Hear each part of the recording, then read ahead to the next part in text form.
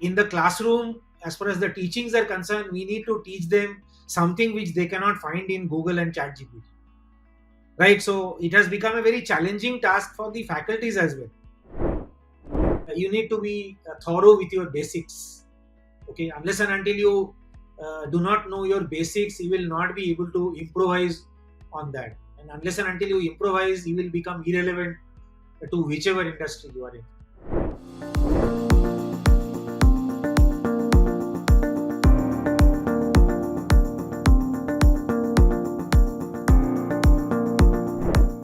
Ladies and gentlemen, welcome to yet another episode of The Growth Genius powered by Infidigit. In today's episode, we have a growth genius whose career spans across decades. He is a multifaceted personality who, in his own words, is an advertiser by heart who has worked with various brands both nationally and internationally. He is an entrepreneur and currently he is an academician as well, heading one of the leading B schools in the country. So join me in welcoming Dr. Anirban Ghosh. Thank you, Mr. Mehul. Thank you. Dr. Ghosh, you are the Associate Dean at NMIMS School of Branding and Advertising. We would like to know more about your role if you can elaborate on that, please. So, Mehul, thank you. Firstly, see, I have been associated with this school since the day one in 2019 when this school started.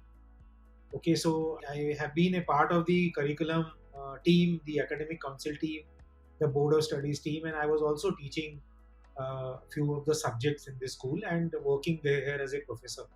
Now I have this is my second stint with NMIMS, wherein I have joined as an associate dean. Now I'm heading this school, taking it ahead to the next level, keeping in mind the different deliverables in terms of the how student can be industry ready. What are the ways and means of teaching learning methods which you need to adopt in terms of digital, in terms of AI, in terms of chat GPTs and all that.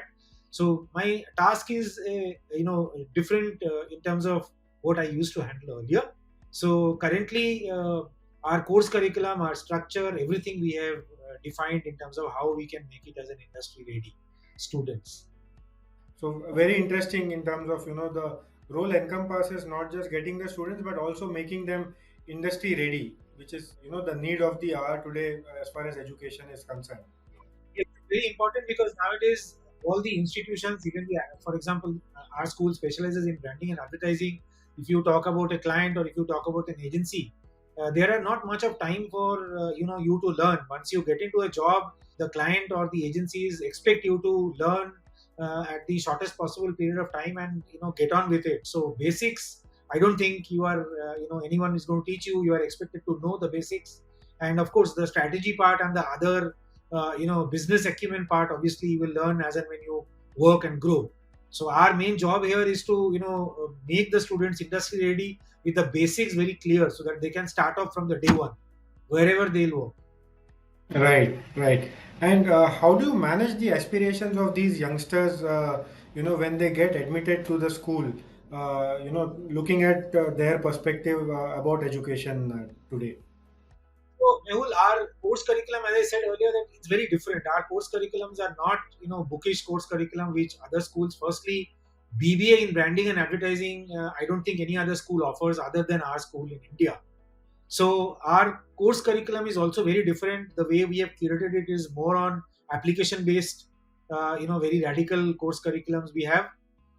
In many cases where our course are taught purely on a computer lab, right? For example, the video editing, the filmmaking are all taught in computer lab and studios. Coming back to our faculties, we all have industry experts, at least 15 years plus experienced industry experts who come and teach. So students get a complete overview in terms of what is currently happening in the industry. They also get a chance to work on the live projects. They also get a chance to visit the industry bodies, visit the industry houses, visit different agencies, go there, spend a day to understand how the industry, how the agency functions. We actually have a course in the sixth semester, which is the last semester, where we have a course which is live in an advertising agency. So where we take the students to an advertising agency, let them meet the vertical heads and understand how an advertising agency functions. How do they handle the client? What is the kind of brief that do they get? How do they decode those briefs? Who all work on these briefs? And then again they collate it in a proper format, and then they go for pitching. So everything we teach them through the industry experts. So that these are the unique things which we do. And of course masterclass workshops are again conducted by the industry stalwarts. We invite them for the masterclass and the workshops. And these are the things which are always motivates our students, keep them always motivated and always in terms of something or the other. We have got about 15 clubs in our school. So all these 15 clubs are very very active in terms of, we have our own podcast also. We invite industry experts to talk about different issues, social issues, different professional issues in that podcast. Now all those podcasts, the clubs, everything is created by the student and managed by the student. As a faculty, as a head of the school, I don't interfere into that. It is all created by them. So this is how we train them and we mold them so that they can become industry ready at the end of sixth semester and get placed in good advertising agencies and clients, of course. So that also actually talks about how education is evolving per se, less and less of just theory and, tilting more towards actual industry experience, experiencing the slice of life, if I may, at advertising agencies, which actually makes it more interesting. Absolutely. As I said, our most of the courses are very, very differently application based courses. These course curriculums created are very, very application based. Like as I said, video editing, filmmaking, business communications. Those are all courses which are taught in the computer labs and studios. So out of 100, 80% is practical classes and 20% is only theory. That's quite a shift from, what we have seen earlier. Industry experts. For example, for event management, we have the top of the league of those event management like Bizcraft. Those are the people coming and teaching our students. They are the people who are coming and telling our students how you can manage a live events. What are the different modalities, permutations and combinations, benefits and disadvantages, challenges, all that kind of stuff. Media planning and buying. I have got one of the best of the faculties, best of the person in advertising industry. You must be knowing his name is Mr. Sandeep Nagpal. He's got a company called Stratagem Media. Okay, he's been there for ages. I mean, he taught us media planning. Okay, so he comes and takes master classes and workshops in for our students. So these are, I just named two three of them. So for almost all courses, we have got industry stalwarts coming and taking master classes, workshops, and of course our course curriculums are very different. As I said, it's purely application based. Dr. Ghosh, I am tempted to ask one more question since I am also learning a lot from what you are saying. As far as an academician is concerned, what are the few things that you are learning from your students who are now blooming into budding marketeers? So see, marketing, if you see, has changed a lot from traditional to digital. Currently, I can tell you that the students are much more informed. They are much more intelligent and smart. So in the classroom, as far as the teachings are concerned, we need to teach them something which they cannot find in Google and ChatGPT. Right? So it has become a very challenging task for the faculties as well. Earlier, faculties could prepare normally and go and take a class. Nowadays, you can't. You have to know something more than what a student can find out from Google or from ChatGPT. So a faculty really needs to be in the industry. They really need to know what is happening in the industry. They have to be in touch with the industry people. They need to know what are the latest softwares, technologies are applied in the industry, how the media planning, buying, client servicing, the product development, the principles of marketing, management has changed, keeping the AI, chat GPT and all the technological advances in mind. So it has become a huge task for the faculties as well. And we encourage our faculties to be in touch with the industry experts. That is the reason we have got about 50-50. 50% of our subjects are taught by our core faculties and almost 50% subjects are taught by the industry experts. That is probably a new way of you know uh, creating a brand in education, which probably what NMIMS is doing of creating a gold standard in terms of new age education, so to speak. Yeah, it's very important for you to teach application based stuff because, as I said, outside world is very competitive. We tell our student that you need to know your basics very clearly, and at the same time you also need to know how you can utilize these basics, keeping the current technology and current scenario in mind. So it is a huge task for the students as well, and it is our job to teach them how to do it. At least basics, we make it very clear. So they are absolutely industry ready when they pass out from our school of branding and advertising. That's very interesting. And in today's digital age, how do you reach out to these students for admissions? Like, do you also use, social media marketing, or how is the process like? Of course.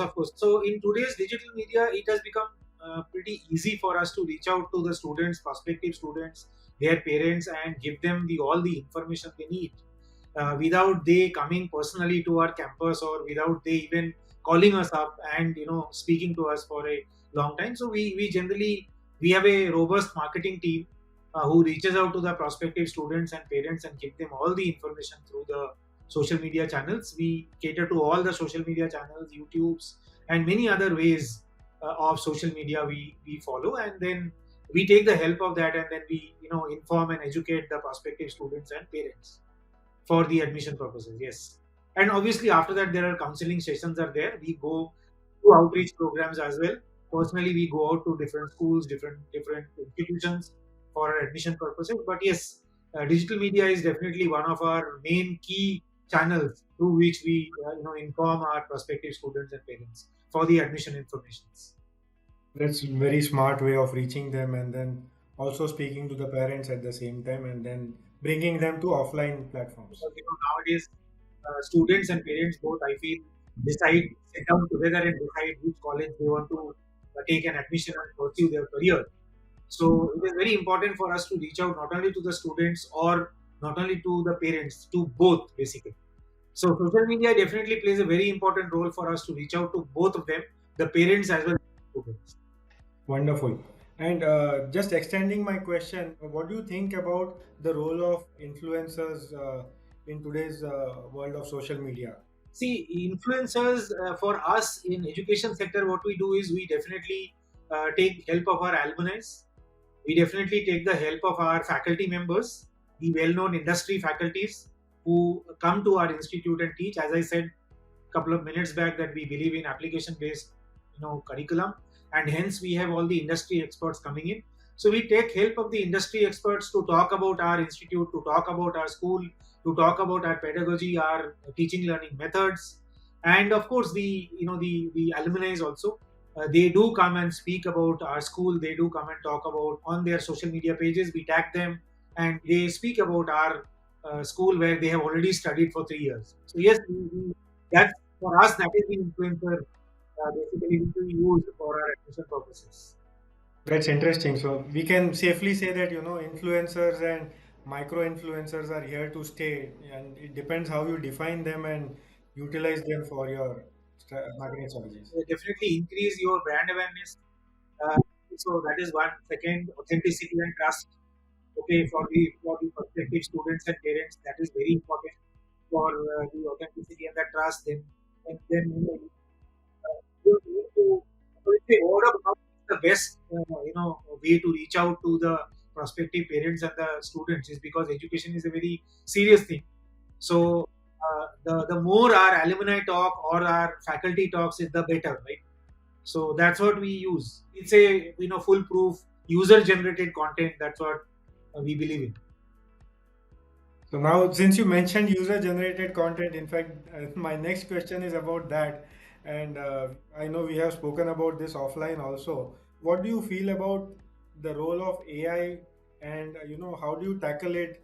When you have students, using AI for various content generation. See, AI. If you're talking about our as far as the teaching learning methods are concerned, we definitely encourage students to use AI. We teach them AI. We definitely encourage them to use AI, but in a limited form that we teach them. It definitely helps in terms of automation and efficiency. it definitely also helped them to personalize and customize their projects, their assignments. It also helps them in terms of the problem solving, decision making process. So different ways we, and if they're doing particular project or an assignment, of course they can take help of an AI for the improving accuracy, some kind of precision, validation. For all that, we definitely encourage our students to use AI, and I'm sure all across.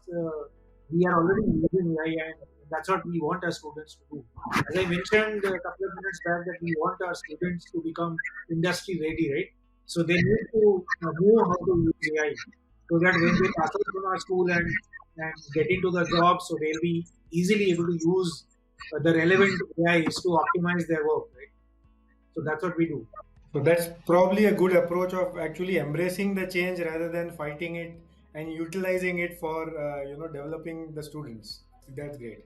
So looking at a broader perspective, Dr. Ghosh, I would like you to tell us about your transition across your career from advertising, working with FMCG companies, and then getting into academics.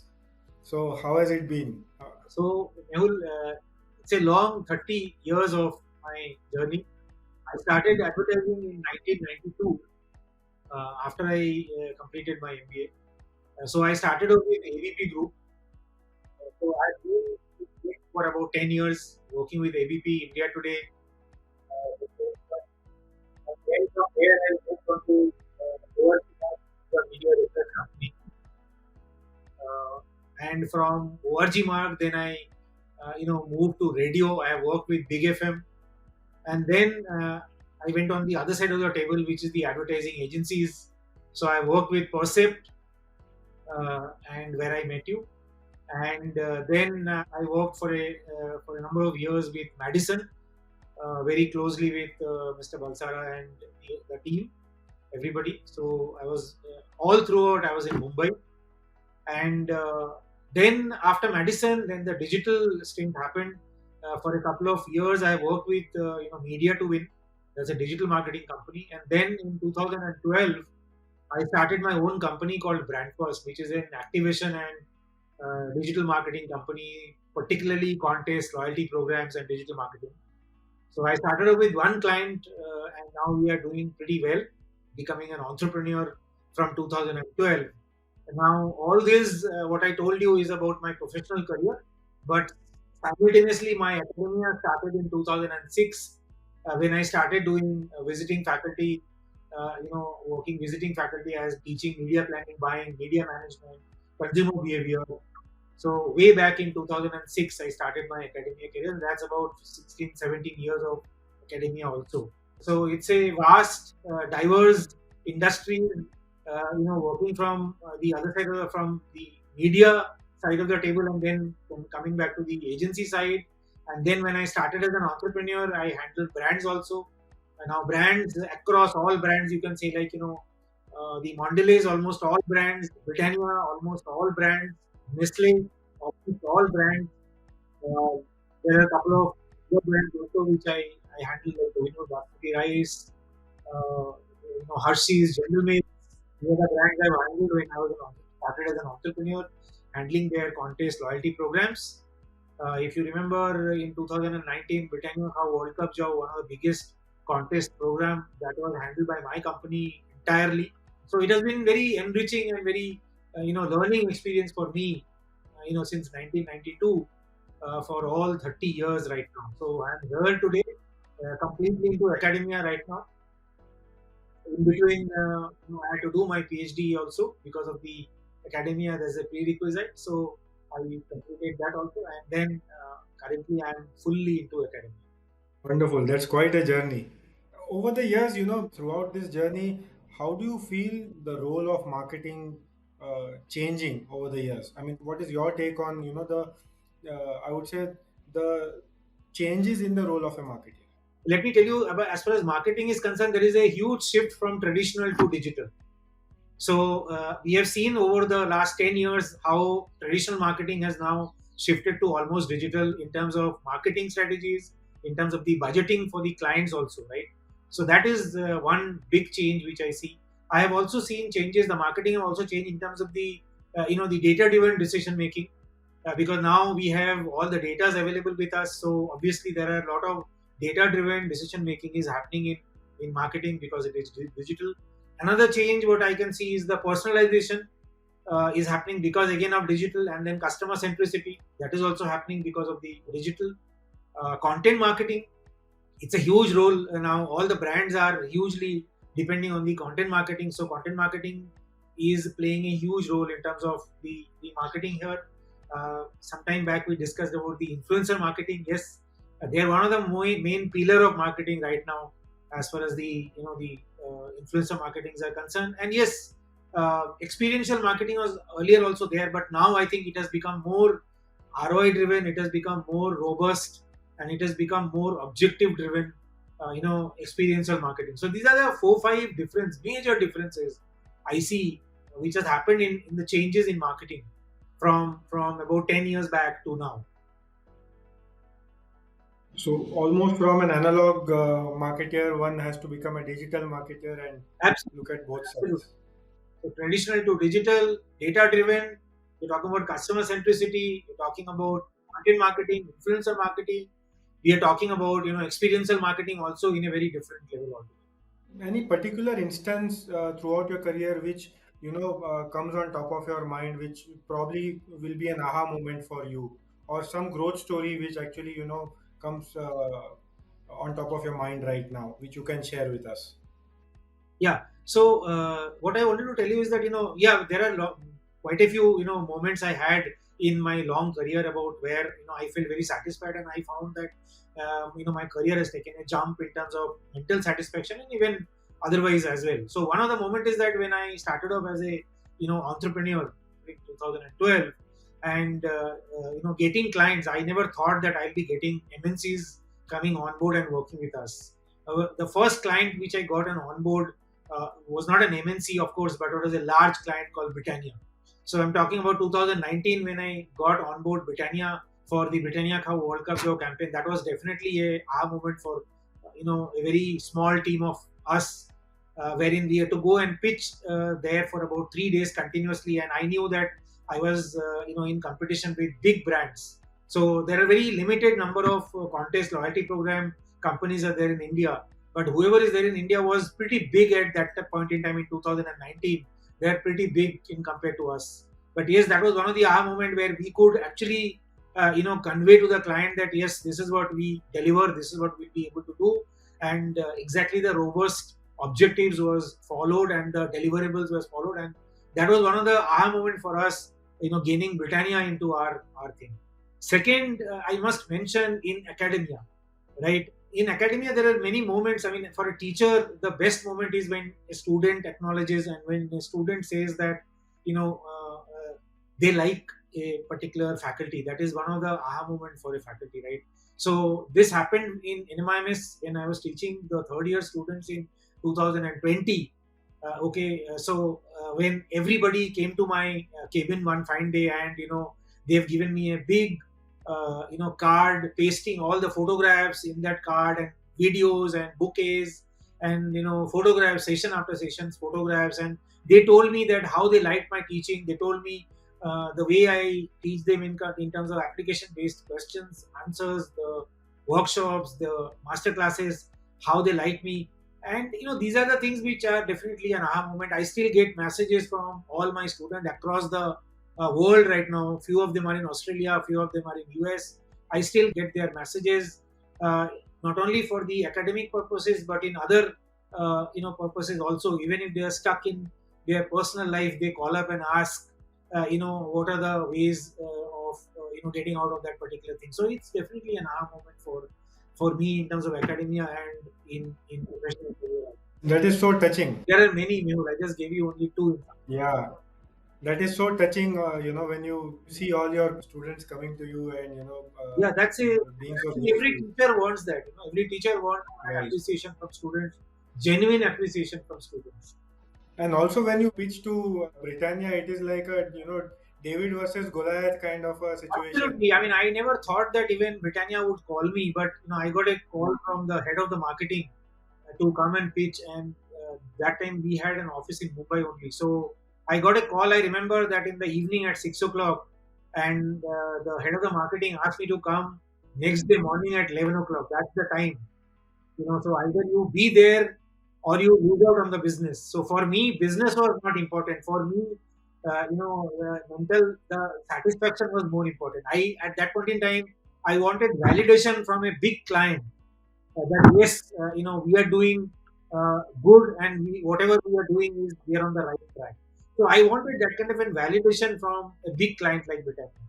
So more than getting a big client for money, I went with one of my colleagues the next day morning. We booked our flight on the same day. The moment I received the call, the moment I disconnected the call at 6:30 in the evening, I booked the flight for the next day morning at 9 o'clock, and then we reached at Britannia office, Prestige Santiniketan in Bangalore in the morning about 10:30, and then by the evening that campaign was handed over to us. It was absolute moment of joy for all of us. It's a different satisfaction I had after working for so long. That kind of satisfaction I had got in the initial stages of my life when I don't know if you remember when Tata corporate changed their logo. It's way back in, I think, 94, 95, if I'm not mistaken. That was a big campaign. Those days there was no digital. So Tata were planning for a big full page, print campaign. And I remember Ogilvy was handling that campaign at that point in time. And the account manager was Sheetal Banerjee at that point in time in Ogilvy. Currently, I am still in touch with Sheetal. He's the overall, I think, worldwide head of Philips. He's currently based in Netherlands. So he was the person. We had gone and pitched. I was working at that point in time in Statesman, and beating AVP Group and Anand Bazar Patrika and the Telegraph was a big task for me, and it was a big campaign. At those days in 94, 95, getting about 5 full page campaign was a big deal. So that campaign winning was also a aha moment for us, for me, till date. I still remember that very well. When Sheetal called up and told me the campaign is yours, and so we got about 6 or 7 full page campaign. That was for the Tata corporate logo change. If you remember earlier, there was a full circle of Tata's black and white logo, right? Then they changed it to archived kind of a logo, which still holds. Just before, so that was an aha moment still. So these are the couple of I have got many. These are the couple of things which is still I remember. That's some amazing stories to hear actually. And what would you say in terms of few learnings from your career which you would like to share with the viewers? So firstly, you need to be thorough with your basics. Okay, unless and until you do not know your basics, you will not be able to improvise on that. And unless and until you improvise, you will become irrelevant to whichever industry you are in. So have your basics very, very strong. Okay. Secondly, adapt yourself to the situation, which is very important. If someone is upskill yourself, there are many currently. In our days, there never used to be in upskilling stuff. So now there are a lot of upskilling opportunities are there. Utilize your free time for upskilling yourself. So that is the another advice I would like to give it to the youngsters, that the basics should be very clear. Upskilling yourself in your free time should be very, very important. And of course, the knowledge based working and the industry ready. These are the kind of things one has to be very clear on this. So I think these are the two things basically. So the basics should be very, very clear, and of course your upskilling. These are the two from the personal, perspective. If you're talking about personal perspective, if you're talking about, in terms of career growth, then definitely one needs to be agile. One needs to have a clear and complete understanding of the domain where he or she is working, the industry information very clearly. What are the competitions are doing? You need to study very thoroughly. These are the things which, basics which you need to do. Plus, you need to understand your client's requirements very thoroughly. And I don't want to use that word out of the box thinking, but yes, if you can do a little bit of a lateral thinking, something which nobody has done, you can only do it if you understand client's business very clearly. One, second, if you understand industry where you're working, that is number two, and number three, if you really want to grow in your career. So these are the three things for professionally, and earlier two things I told you about personal growth. Apart from being hardworking and honest, I didn't say this Right. because that is taken, right? That is given. That is a given. Yes, yes, yes. There is no substitute for hard work. Yes, yes, hard work and honesty. True, true, very true. That's wonderful. And Dr. Ghosh, I just wanted to, touch upon a bit on the Britannia campaign that you ran, any specific learnings in terms of, when you executed the campaign, anything, because this was a big campaign across the country. Any specific learnings or any specific examples you would like to share from this campaign? So, firstly, I'll explain, but let me tell you the foremost important thing which I learned it once again after I got this Britannia and started handling it, that teamwork is one of the most important thing for growth of any company. So, without teamwork, you cannot grow. A company cannot grow without teamwork. That is the first thing I must say. Now, coming back to the campaign, initially when the campaign was given to me, it was for 60 days. I remember it was in 2019 April when we ran this campaign just before the World Cup, just before 2019 World Cup. Because one of the prizes in that campaign was 100 tickets, World Cup tickets, 100 World Cup tickets to the consumer, whoever would participate in that. Okay, they will be physically going to the stadium and watching the match. Now, initially it was given for 2 months. Now, imagine there are in this country everybody is a cricket lovers, right? So imagine the kind of responses we started getting because it is Britannia. Everybody has consumes Britannia products.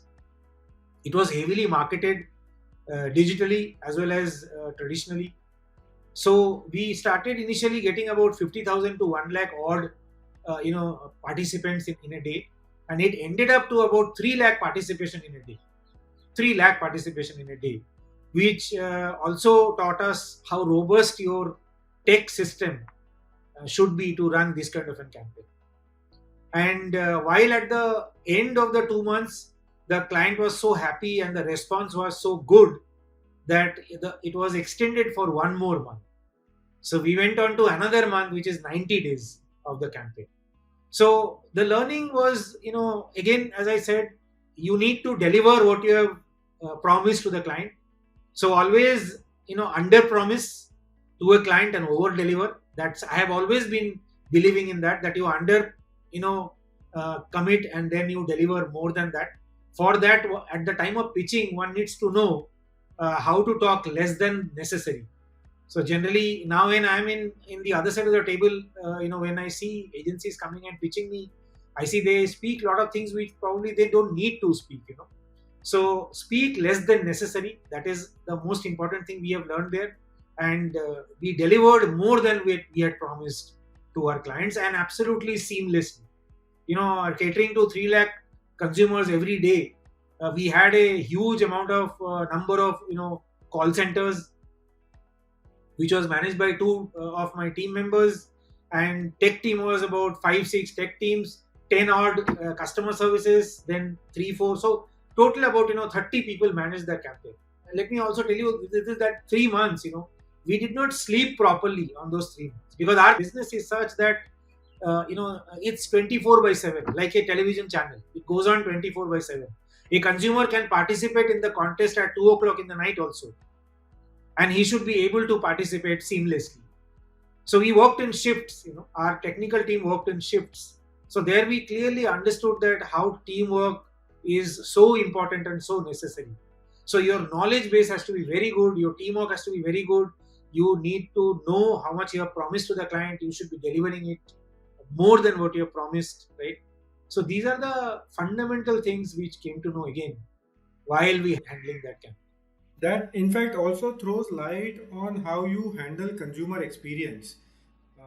You said the tech team was ready 24 by 7. I had about 500 to 1500 odd queries because that campaign was such. The mechanism was like, you buy a Britannia biscuit pack and you SMS the code. That code was also created by us so that it cannot be duplicated.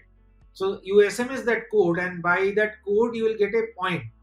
So every code you send, you get runs, and every 100, 200, 300, 400, and 500, which is maximum runs, you score by buying that product and messaging us, you get some prizes. So the milestone was created. So it was a very massive, complex campaign created, and handling seamlessly, addressing the consumers' queries. We used to have about 1,500 to 2,000 odd queries every day, because somewhere or the other the consumer used to get stuck and all. So we need to tell them that how to participate, and even if they're getting stuck, we need to tell them how to roll back and start all over again. So yes, consumer handling, of course. So that is one of the most important thing we again learned, that how to handle overall, consumers, the clients, the technical team, everything put together. In that, talking about consumer experience, what are the two, three things that you feel are sacrosanct to ensure that you give a healthy consumer experience to the end user? So firstly, the deliverables. The deliverables has to be very, very clear. What you promise, you need to give exactly the same, if not more. Okay, if you can give them the more than, because we were handling a contest kind of campaign, so we had to give what has been promised. We had to give what is written in that microsite, that okay, if you are a consumer, if you are purchasing one of the Britannia product, you can participate in these manners. So that we had to make it sacrosanct for at least 90 days, 24 by 7. Okay, that is one part. Secondly, when we were having about 1,500 2,000 complaints, challenges from the consumers every day, we had to keep our head cool. So there are many consumers who would be very hyper, and they would talk about their unsatisfaction in a very different manner. So we had to keep our head cool and resolve their problem. So it is very important that you keep your head cool, calm, and resolve. The foremost important objective to be resolve the consumer's query, resolve the consumer problems, and not avoiding their problems. Okay, so we used to first take all the complaints which are very, very serious kind of a problem, where the messaging is failing or they are not understanding. There are many consumers who called us saying that we don't understand how this contest works, can you tell us the contest entirely? So we had that kind of workstations also, where we explained the entire contest methodology to them before even they started participating. So all these, we realized that consumer is the king, of course, and we could never default on that, because on one side we had our client, and on the other side we had the consumer of our client, right? We are in the mediator in terms of serving to the client as well as to the consumers. So we had to be absolutely bang on for all the 90 days. It's a huge. Yeah, that's interesting because you are representing the client at the end of the day. So you need to deliver as per the brand that is running the campaign. So you cannot falter at all in that. Dr. Ghosh, I also know that you have your own podcast as well, and I do listen to that. I Thank you, Yeah, thank you, thank you so much. and these are the tips that you actually give to people in terms of how to deal with certain life situations. So I find it very interesting. Thank you so much. One thing which I would like to ask you is that you have been a multifaceted personality throughout your career. How do you manage your time, and how do you keep yourself motivated in terms of pursuing such various interests? So the only one very simple thing is that discipline. Okay, so I wouldn't say that every day I follow a particular routine, but yes, I do follow. Most of the time I do follow a routine. I have a set of things, set of plans which I do. I have a set of time during the day when I go through at least 2 3 newspapers early in the morning. Okay, and prepare for my classes, then write research papers, which is absolutely mandatory for an academician. So we do write research papers. For that research, reading the literature review, plus having your own time with your family. So all that, I can only tell you that you need to know your time very, very clearly. So time management is like happens only because you are disciplined enough. to manage your time, and you don't allow one task to spill over to another time. So that is very, very important. So I follow a strict discipline, and that's how I maintain the time. That is, very. And if you ask me, another point is that if you have that motivation or that fire in you to do something, as long as you are alive, I guess you get time. 24 hours I think is more than enough for anybody to do whatever I do. So these are the two things. Amazing. These are two life lessons that one can always take from this podcast. Sense. Absolutely. That's wonderful. I mean, great insights, Dr. Ghosh, and thank you so much for your insights, for your valuable lessons. I think these are some lessons which even I will carry forward, and I'm sure our viewers will also like Thank them. you so much. Thank you so much for this insightful session. Thank you very much, Mr. Mehul Ashar. Thank you so much. So, ladies and gentlemen, this was yet another episode of the Growth Genius powered by Infidigit, where we discussed growth stories of marketing and business with our growth genius, Dr. Anirban Ghosh. For more such growth stories, you can follow Infidigit on various social media platforms like LinkedIn, Facebook, Twitter, Instagram, and YouTube. You can also listen to this content on various audio streaming platforms like Spotify, Amazon, and Apple.